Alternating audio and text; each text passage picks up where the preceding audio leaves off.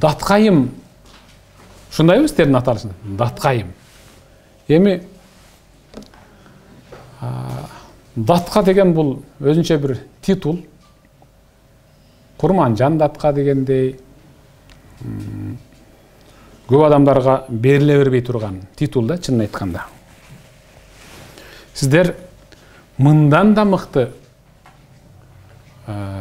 ысымга, аталышка татыктуусуздар иншалла.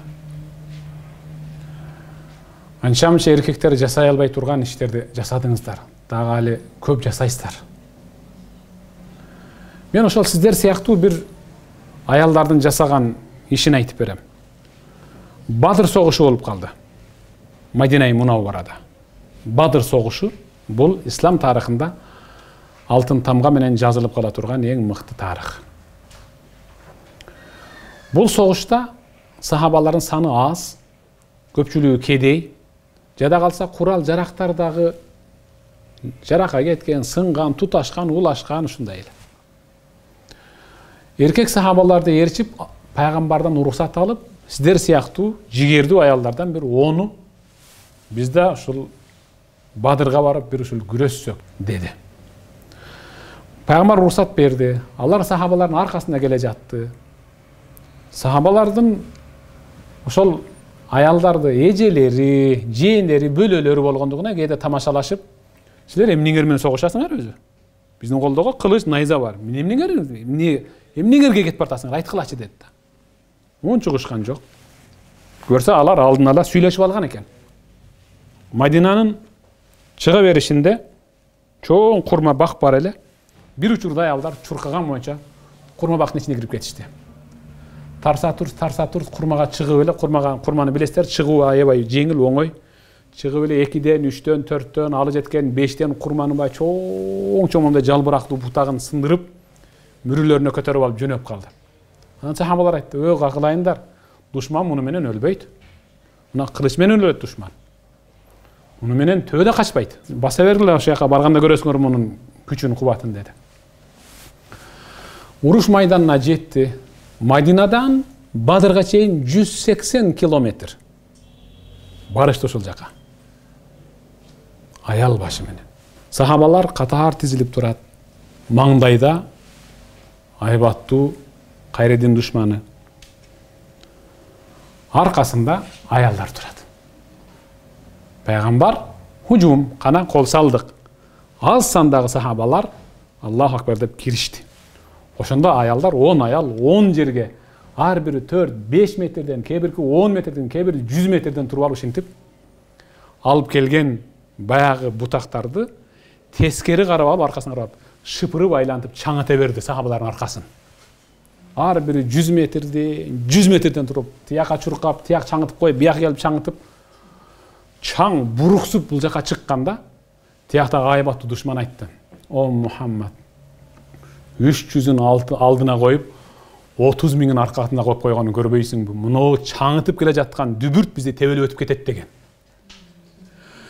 Коркунучтан улам алар жеңилген. Силердин берген кайрымдуулугуңар, ой, муну нурлуу айымбы же даткайымдарбы? Булар кайрымдуулук кылып чекеден эле келатыптыр дегенде, силер жеткичекти лайып калдыга тияктагыларчы. Келатат дегенде. Анткени ооруга барсаң айыккандай, өлүмгө барсаң тирилгендей деген. Чын. Сиздер дем берүү менен, жардам берүү менен эле тим болбостон, дагы бир нерседен кутулдуңуздар да. Эмнеден айтайынбы? Мүрзөнүн ичине киргенде Мункар жана Накир периштенин суроосу башталат. Раббиң ким? Пайгамбарың ким? Китебиң кайсы? Диниң кайсы деп сурайт. Кыяматта Аллах өзү сурайт. Субханаллах, Аллах өзү сурайт. Аллах бир бендесинен сурап атат мынтип: "Я абди, марistу фалам таудни." Менден Аллах ушинтип сураса, эмне дейм деп өзүмдү өзүм ушинтип кичинерте берем да. Силерге котулдуңар. Аллах айтат: "Эй бендем, мен бир күн ооруп калдым. Неге мени көргөнү келген жоксуң?" дейт Аллах. Бендесине ушинтип айтат: "Эй бендем, мен ооруп калдым. Sen неге мени көргөнү келген жоксуң? Менден неге кабар алганы келген жоксуң? Ошондо инсан ар бирибиз: Я Раб, ва кайфа а'удук ва анта раббул аламин. Эй Раббим, сен аламдын Раббиси болсоң, сен Аллах болсоң, сени кантип барып кабар алам? Кантип көрөм? Кантип зиярат кылам сени? Аллах айтат: Ама алимта аннаху марида абди фулан фалам та'удху. Эй бендем, сен жашап жаткан дүниеде саңа тааныш, сага замандаш болгон дагы бир бендем оору деле. Ошону көргөн жоксуң да. Кабар алган жоксуң, жардам берген жоксуң. Эгер деле ошодон кабар алып, алдына барып, ал акыбалын сурап койгондо, лаважаттани индаху, менин мээримим менен кечиримимди, мунул көзүңө көрүнүп турган бейишти дал ошол жерден тапмаксың дейт. Сиздер жардам берип жөн эле турбастан ушинтип баарына дем берип бүттүңүздөр да. Ушул сурактан, ушул соболдон кутулдуңуздар. Мен ошон үчүн суктанып атам. Ошон үчүн кызганып атам. Неге ушундай боло албадык деп. Аял башыңыздар менен анча-мынча эрендер, эркектер жасай албаган ишти жасадыңыздар. Андыктан пайгамбар саллаллаху алейхи ва саллям сиздер жөнүндө Ас-сахау шажаратун мин ашжарил жанна. Жомарттык бейиш дарагынын бир дарагы. Агсануха мутадаллият фи дуния. Бутактары дүниөгө чыгып кеткен. Бөнүн бутактап, шактап, бүчүрлөп чыгып кеткен. Фаман ахада би гуснин минха qadahu залика al-ghusn ila al-janna. Ким эркек баялбы ушул берешен жомарт дарагынын дүниедегі бутагын эле кармап эле калса, ошол бутагы бейишке жетелип кирип кетет. Wal bukhlu shajaratun min ashjarin nar aghsanuh mutadalliyat fi dunya. Сараңдык, битирлик, ичи тардык, карөзгөйлүк. Ал тозок дарагы. Бутактары дүниөгө салаңдап чыгып калган. Faman akhadha bi ghusn minha qadahu dhalika al-ghusn ila an-nar. Эгерде ким ошол дарактын бутагынан кармап эле алса, ал сөзсүз түрдө дозокко кирет деген. Кудай сактасын. Кармандыңыздарбы ошол бейиштин дарагын? Демек анда аягына чейин. Ошол карманган боюнча туруңуздар да. Карманган боюнча. Бирок бир нерсе шарт. Биз ушинтип кайрымдуулук кылдык. Анан рахмат айтып койбодук деги. Өлө турган экен дебегиле. Чын. Шунча берсек бир рахмат деп койбоду. Бети жок деп. Шунан көрө өзүчө жеп койбой аш кылып деп. Халисан лиллах, Аллах үчүн жасаңыздар. Иншалла ошентип жасайбыз. Анткени ошол бутакты кармадыңыздар, ошол боюнча кирип кетиш керек. Туурабы? Зайнул Абидин окшоп. Зайнул Абидин. Расулуллах саллаллаху алейхи ва саллам сахабаларына болуп өткөн бир окуяны мынтип айтып берди. Бир киши жолдо келе жатты. Кокустан эле мээ кайнаткан, аптаптуу ысыкта таңдай катыган, түкүрөсө түкүрүгү жок, алдан тайган. Кайдандыр бир карараак булут пайда болду дагы, булуттан бир үн чыгып кетти. Эй булут, тез алдыга жыл дагы баланчынын багын барып суугарып кой деди. Кайыптан ушундай үн келди. Ал үндү баягы киши укту өз кулагы менен. Аң-таң болуп карап турганда булут зуулдап алдыга жылып бир канча чакырымдан кийин анан капкара болуп нөшөрлөгөн жанды берип, бул киши ошол жака чуркады, эптеп жетип келди. Жылгадан, өзөндөн, Коктуголоттон кадимкиде суулар шаркарап агып, бир бакка кирип суугарып атат. Бир киши бактын үстүндө эң жогору жагында кетмендин сабын эгинин астына коюп таянып, өзүнө жааган жамгырга рахаттанып тиктеп турат. Акырын бул киши келди дагы, Аллахтын кулу, bu sen кандай инсансың өзү? Атың ким dedi эле? Баланчы dedi. Карагыла, баланчы dedi. Ал ысымды баярақ деле кайыптан уккан баланчынын багын сугарып кой деген Аллах Таала. Анан баягы киши сурап атат. Кагылайын бай болгур. Мен бир азыр кайыптан бир үн уктум. Сенин атыңды уктум ошол жакта. Сен бул нерсеге кантип жетиштиң ушундай бир сый урматка? Деди эле. Көрүп турасың экен бак. Ушунун ичиндеги мөмөнүн бүт баары бышканда, бышып бүткөндөн кийин бардык кашагасын бузуп туруп, айылдын элин чакырып туруп, жегиле, тойгонуңарча жегиле дагы чыгып кетип бартып, чакаңарды толтуруп чыгып кеткиле дейм. Алар толтуруп чыгып кеткенден кийин 3/1 бөлүгүн жетим жесирлерге, 3/1 бөлүгүн өзүмө, 3/1 бөлүгүн анан ушинтип кайра багыма жумшаймын. Мына ушул менин ишим деген. Сиздер ушинтип атасыздар. Иншалла. Гайыптан үн келбесе дагы, иншалла калың элдин катмарына, узун элдин учугуна жетесиздер иншалла. Бар болуңуздар да. Расулуллах саллаллаху алейхи ва саллям санаиул ма'руф тaqi min masari'is su. Sadaqa Rasulullah. Жакшы иш жасоо ыймансыз өлүмдөн сактайт деген. Санаиул ма'руф taqi min masari'is su. Жакшы иш жасоо ыймансыз өлүп калуудан сактайт. Кайрымдуулукту көпчүлүгү анча тогото бербегендей түр көрсөтөт да. Мен бир аят окуйм. Жакшылап эсиңиздерде калсын. Аллах өз аятында стаъуду билла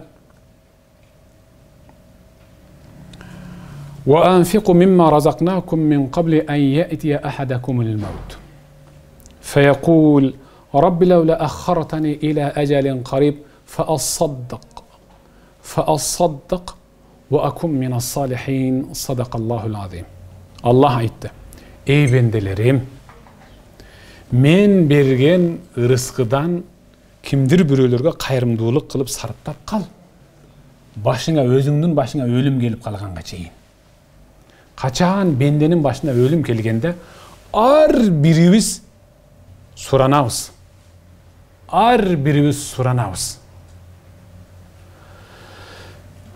Азыр ажеке бөлмөдө отурсак, чоң атам өтүп кетти, барып коюп келдик. Жан чыкты, жан мындай болуп чыкты, тигиндей болуп чыкты деп атат. Деген үшкүрүү менен жан чыкты. Ал инсандын деп үшкүргөндөгү жаны ал том китеп ал. Биз үчүн дегендеги жөн гана көмөкөйдөн чыккан жел ал том китеп эгер жазса. Ал эмне деп атат?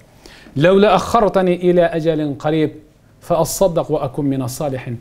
Ey Rabbim, senden сураныч. Мындан кийин эч нерсе суранбайм. Менин жанымды кайра киргиз. Буга чейин кыла албаган кайрымдуулукту жасайын дагы эң салих адамдардын катарына эми кошулайынчы деп ошондо суранат деп атат.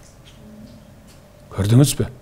Адам баласынын жаны каргарака, кекиртекке келип калганда, ey Rabbim, жанымды кайра киргичи, сенден суранчы. Мындан кийин эч нерсе сурабайм. Болгону бир кайрымдуулук кылып алайын. Ва акун мина салихин, кайрымдуулук кылып эң мыкты таква инсандардын катарына кошулайынчы дейт. Кайрымдуу инсан ал таква инсан. Кайрымдуу инсан ал кандай инсан? Эми угуп туруң. Расулуллах саллаллаху алейхи ва саллям сиз жөнүндө эмне деди? Ас-сахи карибун миналлах. Карибун минал жанна. Карибун минан нас. Ва баидун минан нар. Жумарт, берешен айкөл инсан ал Аллахка жакын. Аллахка жакын экениңизди эми сезип атасызбы? Мен больницага жатып калдым, кыйла жыл болуп калды. Анда да ошо бир катуу ооруп жатып калгам. Анан мында коридордо басып келе жатсам, бир 60-ка чыгып калган киши тиякта туруп эле кат сүйлөп атат, элдин бүт баары каткылыктап күлөт. Анан эмне деп атат экен, акырын басып барсам. Көрүшө бер, көрүш. Кармап кой мына колду. Кел, деп эле бүт баарына мажбурлап эле колун карматып атат да. Кармай бер. Кармап атат. Бул эмне болгон кол экен дедим да мен да анан. Кызыгымын тегип туруп калсам, бирөөсү айтты. Ой аке, чындап элеби десе. Сүрөтүн көрсөтөйүнбү? Мә, деп анан бир сүрөтү көрсөттү, койдун чөнтөгүн алып. Эми ишендиңби? Ооба. Болуптур, анда бир башкадан көрүшели деп. Көрсө ал элчи менен учурашкан экен да. Элчи менен учурашкан колду мына ол элчинин колуна тийген колду бир кармап койбойсуңбу деп аткан экен. Бирөө бир элчи менен учурашканын мактанат. Чын. Бирөө дүйнөдөгү эң бир миллионер, же бир шейх, же бир миллиардер, же бир мисс красавица менен учурашканын көрдүңбү мунаны жанындагы сүрөттү. Бай. Мына кол менен учурашканмын да дейт. Ушуга эң ошол биздин кошуна. Биздин көчөдө турат. Менен 2 үй нары. Же биздин кийинки көчөдө турат. Же биздин айылда деп мактанат да бир инсан жөнүндө. Ал эч нерсе эмес. Сиз кимге жакынсыз? Карибун мин Аллах, Аллахка жакынсыз. Сизден өтүп эч ким мактана албайт эми. Сизден өтүп эч ким мактана албайт. Сиз Аллахка жакынсыз. Дагы эмне кайсыга жакын? Карибун минал жанна, бейишке жакын. Субханалла. Сиз менен бейиштин ортосу бир кадам. Бир эле кадам.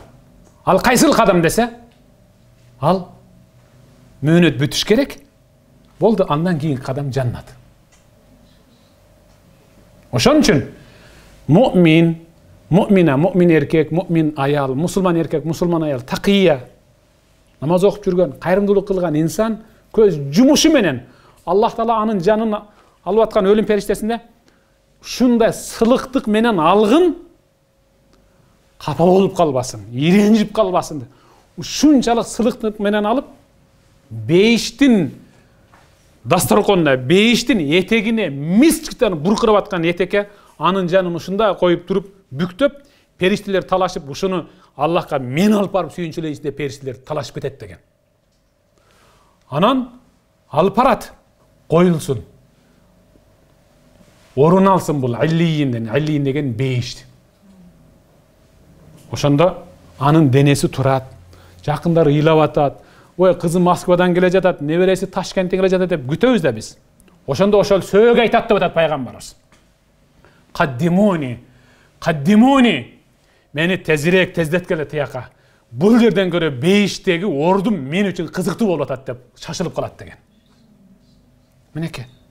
Сиз менен бейиштин ортосу бир эле кадам кагылайын. Жоомарт. Жана сиздерге окшош жоомарттардын бейиш менен анын ортосу бир эле кадам. Карибун минан нас үчүнчүсү адамдарга жакын. Адамдар бүт баары сиздерди жакшы көрөт.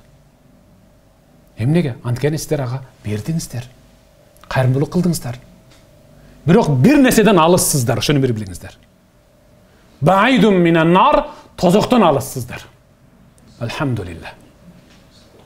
Баарыбыз Аллах Таала тозоктон алыс кылсын. Вал бухлу баидун миналлах. Сараң ал Аллахтан алыс. Кудай сактасын. Кудайдан алыс инсан ал шордуу да. Шору куруп тураны. Баидун минал жан экинчиси бейиштен алыс. Баидун минан нас адамдардан алыс. Бирок бир нерсеге аябай жакын, карибун минан нар ал тозокко эң жакын. Аны менен тозоктун ортосу бир кадам. Кудай сактасын. Не бир укмуш мыкты инсансыздар. Kullu mri'in fi zilli sadaqatihi hatta yufsala baynan nas aw qala yuhkama baynan nas. Peygamberimiz aytты. Ар бир инсан берген кайрымдуулугунун көлөкөсүндө көлөкөлөйт. Эртең кыяматка барганда.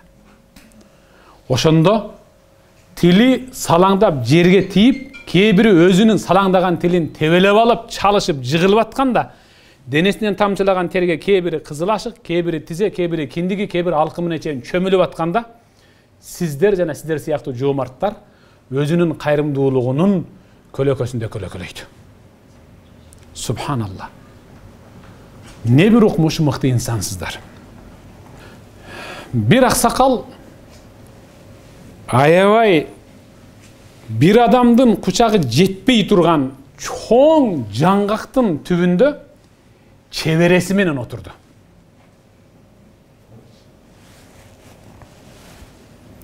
Анан жолдон өткөндөрдү аксакал кол булгалап түшүп калган жаңгактардан терип кеткиле деп өзү жыйнап койгон жаңгактардан чөнтөктөрүнө салып берип атса, чебере да неге мындай кыласыз, өзүңүзгө ушул керек болуп атса десе, акырын аркасынан таптап кагылайын бере берели. Кана көрбөйсүңбү, мен азыр буга 20 жаңгак бердим. Буга бир 20 жаңгак бердим, тигиге 30 бердим. Эсептеп көр, канча болуп атат бир? 70 жаңгакка жетип калыптыр. Ошентип 100-200 миң миллион жаңгак. Алар жейт, алат, кебир эгет.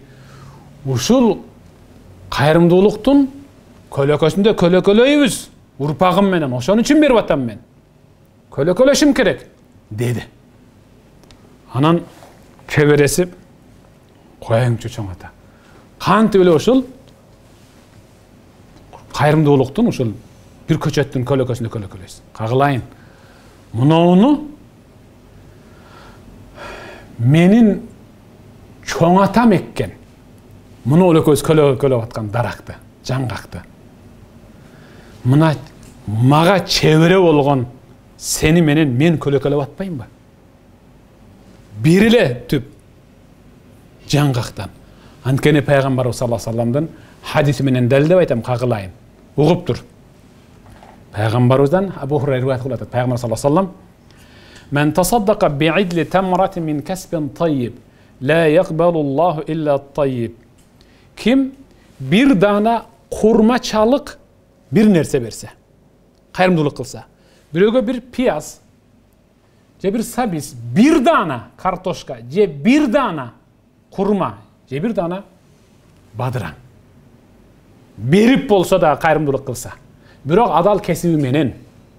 Анткени кайрымдуулукту Аллах Таала адал кесиптен гана болсо кабыл кылат. Fa inna Allah yaqbaluha bi yamina. Allah Taala ушунчалык ыраазы болуп кабыл алат. Sümme yurabbiha li sahibiha. Угуп туруң. Анын бендесинин чыгарган кайрымдуулугун Аллах Таала тарбиялап, бапестеп, чоңойто берет ээсине кайра кайтарыш үчүн. Чоңойто берет бапестеп. Kema yurabi ahadukum faluwahu hatta takuna mithla al-jabal. Мына ар бириңер эле өзүңөрдүн кичинекей музону, кулунду, тайды тарбиялап, таскактатып, улака байгеге чаба турган аттай кылып тарбиялап чоңойткон сыяктуу силердин берген бир дана сабизиңер же жаңгагыңарды Аллах Таала кыяматта көлөкөлөй турган кылып чоңойтуп коет деген. Силер не деген мыкты кайрымдуулук кылдыңыздар. Сөзүмдүн аягында Аллах Таала өз аятына салам биле. فمن أعطى واتقى وصدق بالحسنى فسنيسره لليسرى صدق الله العظيم. Kim takvalık kılsa, anan kayırımdуулuk kılsa, anan la ilahe illallah degen sözdün negizinde yaşasa, men al insanga beyişke girgizүүчү işlerдин bарын жеңил кылып көрсөтүп коем көзүнө. Колу кабарып, бели бекчейип, кыйналып тапкан акчасын бирөө сурап келсе дароо бере салат. Анткени ал бейиштик да деп атат. Мен аны бейиштик кылып койгонмун. Куд ушул аятты Пайгамбар саллаллаху алейхи вассалам сахабаларына айтып берди. Бул эмнеге түшкөн? Мадинада пайгамбарыбыздын жашаган шаарында эки кошуна бар эле. Бирөө бай, бирөө кедей. Кедей ушунчалык кедей эле топуракка буланган. Бай ушунчалык бай эле текеберденген. Бай менен кедей кошунанын ортосунун үйүнүн ортосунда чоң бийик дубал бар эле. Бирок байдын бир түп курмасы дал ошол дубалдын түбүнө эгилгендиктен анын бутактары кедейдин коросуна да салаңдап, ошол жакта мөмөсү бышып, кээде бышка мөмөсү түшүп калчу жерге. Анан кедейдин балдары акырын келип жеп атканда, бай дубалдан баш чыгартып, "Өй, ташта! Ташта!" деп таштатып, анан "Жок, таштабайм" десе, ой Кудай, дубалдан ашып түшүп, оозуна сөмөй салып чыгарып алчу эле. Алып кел деп, жебесе дагы чогулуп туруп, өзүнүн коросуна ыргытып койчу да. Шунчалык сараң эле. Анан бир күн жаны ачыган бул кедей кошуна пайгамбарга келди. "Я Расулалла, ушул бай кошуну ушинтип күн көргөзбөй атат. Бир насаат айтасызбы? Же мен көчөйүнбү?" Пайгамбар карап туруп, "Жүрчү" деди. Бай кошунун эшигин тыкылдатып, пайгамбар чакырды. Пайгамбарды көргөндө деле анча селт эте бербеди. "Кошунан таанысыңбы?" "Тааныйм. Сенин мына курмаң бар экен. Анча-мынча шагы ушунун коросуна өтүп калыптыр. Пайдаланып турса жакшы болмок. Мага деле көнбөй атыпсың. Бирок мен башка иш менен келдим сага." "Кандай иш?" "Мына ушул курмаңды сатасыңбы мага?" деди. "Мага сатасыңбы?" деди. Баягы киши пайгамбарды карап турду. Байлар көрсө канча акча берет экен деп тиктейт, күтөт экен да. Пайгамбар айтты, "5тен 1 корма алып берем сага" деди. "Аллах менен сенин ортоңо түшүп 5тен 1 курма алып берем сага" деди. Бул дегени билесизби? Сенин 5ке киришиңе кепилдик берем деген түшүнүк эле. Баягы киши айтты, "Чынын айтайынбы" деди. "Чын. Я Расулалла, өзү башка курмалар көп, мына көрүп атасыздар, туурабы? Бирок ошо курмалар ичинен эң мага жаккан ушул да" деди. "Сата албайм муну" деди. Пайгамбар айтты, "Басым көтөрөйүн" деди. "5тен 2 курма даракка сатасың ушул дарагыңды" деди. "Сатпайм" деди. Пайгамбар акырын бурулуп басып кетип калды. Ошончо пайгамбар аркасына тизилип калган сахабалардын арасынан бир сахаба алдыга умтулуп чыкты дагы. "Бери кел" деди. "Бери кел. Сатпадыңбы пайгамбардын 5тен алып берем деген 3 түп курмасына?" "Жок. Мен сага 5тен курма алып бере албайм. Берека кел", колду кармап алган бизче. "Мени билесиң, атым ким?" "Аты Абу Дахдах. Мадинада эң бай сахаба ошол эле. Эң бай сахаба. 600 дана курмасы бар эле. 600 дана курма түбү бар эле. 40ка чыгарды. 40 түп курма даракка чыгарды. Анан "Сатасыңбы" деди. "Сатам эми" деди. Карабайсызбы? 40 түп курмага. Бир түп курманы 40 түп курмага. "Сенин бул курмаң менин курмамдын дарагындасында эч нерсе эмес. Көп мактана бербе" деди. Экөө кол алышып, кат жазышып, "Мен короомдогу бир түп курманы Абу Дахдахтын 40 түп курмасына саттым" деди. Эл күбө болду. Абу Дахдах пайгамбардын үйүнө келди. Абу Дахдах пайгамбарга кирип, "Бушра я Расулалла. Ey Allah'ın elçisi, suyunçu" dedi. "Kurma satılıp alındı" dedi. "Kurma satılıp alındı" dedi. "Satıp alıp koyduk ya Resulullah." "Men satıp alıp koydum." "Siz ошол kurmanın esine uada kılgan bayakı 1, 2, 3 tüp kurma 5'ten mağa da berilev" dediler paygamber.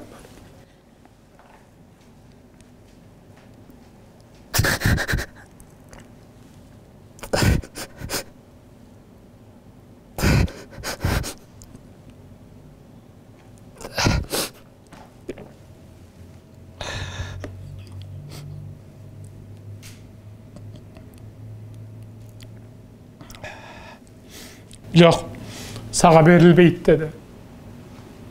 Sahaba iladı. Emnege dediler. "Sağa 3 emes, 40 emes. Men esepte algız, senin esebin 7 kurma beriledi. Antkeni sen insanlık, jomartlığın menen berdin. Gördünüz bu kagılayın. insandык жоомарттыгыңыз менен курмай кайрымдуулук кылып атасыз да.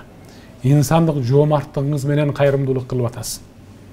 Сиздерге иншааллах fa innalloha yukhlifu, siz eng жақсы көрүп берген, шунчалык жақсы көрүп жаткан нерсеңизди бергендигиңиz үчүн Аллах Таала siz жақсы көргөн нерсени, ал бейиш, Алланын мээрими, кечирими, Алланын сулуулугу, ажары сизге сөзсүз түрдө даяр иншааллах. Ошон үчүн Аллах өз аятында Estağfirullah Lan tanalul birra hatta tunfiqu mimma tuhibbun. Sadaqallahul azim. Өзүңөр жақсы көргөн нерседен өзгөлөргө бөлүшмөйүнчө эч качан ийгиликке жетишпейсиңер деген. Жақсы көргөн ушул байлыкты, убакытты бөлүп кайрымдуулук кылганыңыздар үчүн бейишке эң жакын даткайым тобу бар болуңуздар. Алла кайрымдуулугуңуздарды кемчиликсиз кабыл кылсын. Не бир укмуш мыкты жансыздар. Bir insan var, birili insan.